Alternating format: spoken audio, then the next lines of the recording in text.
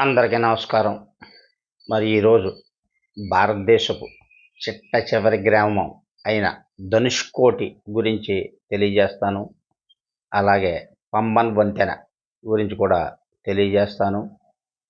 మొన్న సమ్మర్ హాలిడేస్‌లో నేను చెన్నై, పాండిచ్చేరి, చిదంబరం, మదురై, కన్యాకుమారి, రామేశ్వరం మీదుగా శ్రీరంగపట్నాన్ని దర్శించుకుని వచ్చాను. మరి ఆ విశేషాలు తెలియజేస్తాను. ముఖ్యంగా ధనుష్కోటి గురించి తెలియజేస్తాను. ఈ ధనుష్కోడి తమిళనాడు రాష్ట్రంలో తూర్పు తీరమున ఉన్న రామేశ్వరము దీని యొక్క దక్షిణపు అంచున గల చిన్న గ్రామం.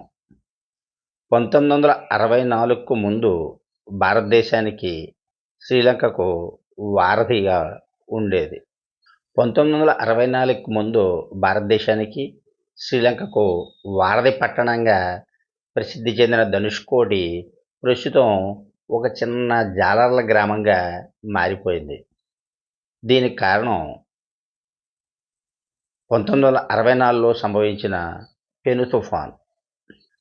ధనుష్కోడి పంబన్ వంతెనకు ఆగ్నేయంగా ఉంది.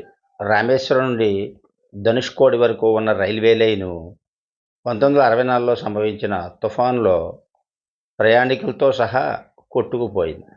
ఆ తర్వాత రైల్వే లైన్ను పునరుద్ధరించినా 6 పెద్ద ఇసుక తిన్నెలు పట్టాలను కప్పివేయగా దాన్ని ఉపయోగించడంలో మానివేశారు. ప్రస్తుతం ధనుష్కోడికి సముద్ర తీరం వెంట కాలినడకన లేదా ఇసుక తిన్నెలపై జీపు ద్వారా చేరుకోవచ్చును. పూర్వం కాశీ తీర్థయాత్ర రామేశ్వరంలో పూజ చేసి ధనుష్కోడి వద్ద మహోదధి అంటే బంగాళాఖాతం, రత్నాకర అంటే హిందూ మహాసముద్రంల సంగమ స్థలంలో పవిత్ర స్నానం చేయందే పూర్తి కాదని భావించేవారు. సేతు ధనుష్కోడి నుండే ప్రారంభమవుతుంది. సంస్కృతంలో సేతు అనగా వంతెన.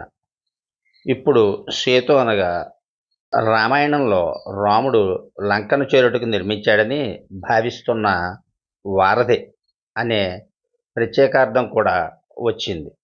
రామసేతులో ఉపయోగించిన రాళ్ళు అవి నీటిపై తేలే రాళ్ళు. ఇప్పటికే అక్కడ కొన్ని కనిపిస్తాయి. చేపల వేటకు వెళ్ళిన మత్స్యకారులకు వలలో పడతాయి.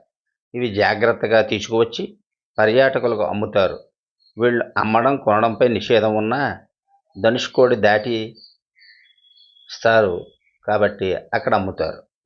ధనుష్కోడి అనే పదానికి విల్లు కొన అని అర్థం చెబుతారు. డిసెంబర్ 22న అది శ్రీలంకలోని వవునియాను దాటి డిసెంబర్ 23, 1964 రాత్రి ధనుష్కోడి వద్ద పెను తుఫాను తీరాన్ని తాకింది. అంచనా వేసిన గాలి వేగం గంటకు 280 కిలోమీటర్లు మరియు అలల ఎత్తు 7 మీటర్లు అనగా 23 అడుగులు ఉంది. దాంతో పట్టణ గ్రామమైన ధనుష్కోడి పూర్తిగా కొట్టుకుపోయింది. ప్రత్యక్ష సాక్షులుగా రైల్వే స్టేషన్, చర్చి మాత్రమే ఇప్పుడు మిగిలి ఉన్నాయి. వాటిని నేను సందర్శించాను. ఈ ప్రాంతం ప్రస్తుతం నివాసయోగ్యంగా మారడంతో కొంతమంది జాలర్లు గుడిసెలు వేసుకుని జీవిస్తున్నారు. దీన్ని దెయ్యాల పట్టణంగా కూడా అభివర్ణిస్తారు.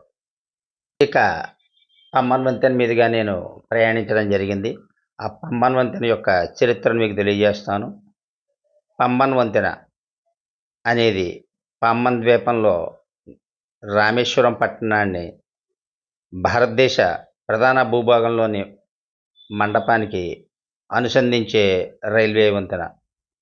ఫిబ్రవరి 24, 1914 ప్రారంభించబడిన ఇది భారతదేశంలోని మొట్టమొదటి సముద్ర వంతెన మరియు 2010లో బాంద్రా వర్లి సముద్ర లింకును ప్రారంభించే వరకు భారతదేశంలోనే అతి పొడవైన సముద్ర వంతెన ఇది కాంక్రీట్ స్తంభాలపై ఆధారపడి సాంప్రదాయ వంతెన. మధ్యలో డబుల్ లీఫ్ బాస్క్యూల్ విభాగం ఉంది. దీనిని ఓడలు మరియు పడవలు వెళ్ళడానికి పైకి లేపే అవకాశం ఉంది. 1988 వరకు రామేశ్వరాన్ని భారతదేశ ప్రధాన భూభాగానికి అనుసంధానించే ఏకైక ఉపరితల రవాణా లింకు పంబన్ వంతెన.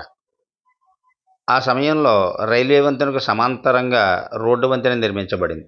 2020లో ఇప్పటికే ఉన్న వంతెనకు దగ్గరగా కొత్త వంతెన నిర్మాణం ప్రారంభమైంది. ఇది చివరికి ఉన్న వంతెనను భర్తీ చేయడానికి ప్రణాళిక చేయబడింది. డిసెంబర్ 2022లో బాస్క్యూల్ విభాగం తుప్పు కారణంగా గణనీయంగా బలహీనపడడంతో వంతెనపై రైలు రవాణా శాశ్వతంగా నిలిపివేశారు. 1964 రామేశ్వరం తుఫాను సమయంలో వంతెన దెబ్బతింది మరియు విస్తృతమైన మరమ్మత్తు పనులు చేపట్టారు. పక్కనే ఉన్న రోడ్డు వంతెనను 1988లో ప్రారంభించారు. 2009లో భారీ సరుకు రవాణా రైళ్లను తట్టుకునేలాగా వంతెన మరింత బలోపేతం చేసే పనులు జరిగాయి. 13 జనవరి 2013న నావికాడ్ దళ్ బాట్ నుండి స్వల్పంగా దెబ్బతిన్న తర్వాత వంతెనకు మరమ్మతు పనులు చేశారు. ముఖ్యంగా పంబన్ వంతెనపై ప్రయాణిస్తూ కుడి చేతి వైపున అరేబియా మహాసముద్రం ఉత్తుంగ తరంగాలతో ఎగిసిపడుతుంటే ఎడమవైపున బంగాళాఖాతం ప్రశాంతంగా ప్రవహిస్తుంది. ఈ రెండు నదుల మధ్య పంబన్ వంతెనపై ప్రయాణిస్తూ ఆ రెండు ధనుష్కోటి తీర ప్రాంతంలో ఏకమవుతాయి. అక్కడి నుంచి శ్రీలంక మనకు కనిపిస్తూ ఉంటుంది. ఈ చిట్ట చివరి ప్రదేశంలోనే శ్రీరాముల వారు వారధి నిర్మించారని చెబుతారు. ఈ ప్రదేశాన్ని కూడా నేను దర్శించాను. మరి మీరు కూడా వీలుంటే ధనుష్కోటి ప్రాంతాన్ని సందర్శిస్తారని భావిస్తున్నాను.